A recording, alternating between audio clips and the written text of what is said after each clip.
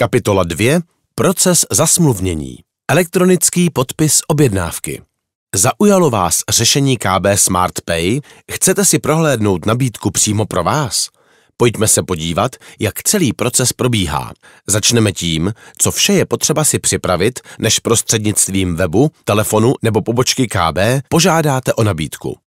Identifikační číslo obchodníka, IČO, měsíční obrat, který po spuštění služby přes platební karty očekáváte, výše průměrné transakce, požadovaný počet a typ platebního terminálu, předmět činnosti, provozovny a odpověď, zda jste již využívali akceptaci platebních karet v uplynulých 12 měsících.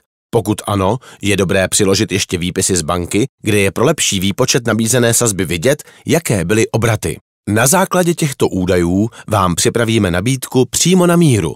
Pokud s ní budete spokojeni, je potřeba si připravit ještě vyplněný dotazník, který od nás spolu s nabídkou obdržíte, výpis z obchodního rejstříku, občanský průkaz, pas nebo povolení k pobytu u cizinců a výpis z bankovního účtu, na kterém je vidět IBAN. Potom jen počkáte, než bude připravena vaše smlouva. E-mailem vám následně pošleme odkaz do našeho zabezpečeného rozhraní, kde naposledy zkontrolujete správnost všech údajů a podle instrukcí smlouvu podepíšete. Postup podpisu smlouvy na akceptaci platebních karet s platebním terminálem. Zkontrolujte pečlivě detaily nabídky, včetně zvoleného terminálu a cenové nabídky. Po rozkliknutí možnosti více detailů se zobrazí jednotlivé složky poplatku. V části standardní acquiring zkontrolujte provize za platby kartami. Pro každého zákazníka je výše provize individuální.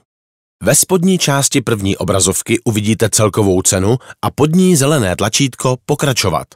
Tím potvrdíte všechny informace a přejdete na druhou obrazovku s údaji o společnosti. Zde je potřeba pečlivě zkontrolovat fakturační údaje i údaje o jednateli, nahrát do připravených polí přední a zadní stranu dokladu totožnosti a ujistit se o správnosti kontaktních informací.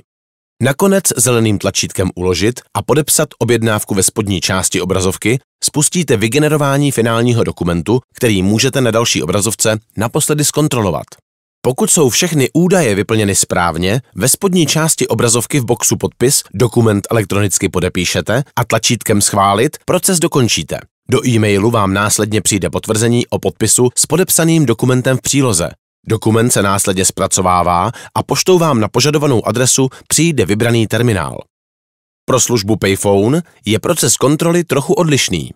Po kliknutí na odkaz v e-mailu nejprve zaškrtnutím potvrdíte, že jste přečetli a souhlasíte s doplňkovými dokumenty. Následně červeným tlačítkem Potvrzení obsahu smlouvy spustíte proces kontroly údajů.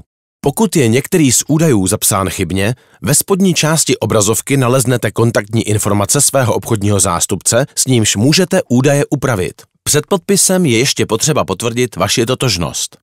Nejprve vyfocením selfie, kterou červeným tlačítkem uložíte, a následně výběrem a naskenováním přední i zadní strany vašeho dokladu totožnosti. Jakmile jsou doklady nahrány, dostanete se zpět na celkový přehled, kde v dolní sekci Podpisy pouze kliknutím otevřete interaktivní pole, kam se pomocí prstu či stylusu podepíšete.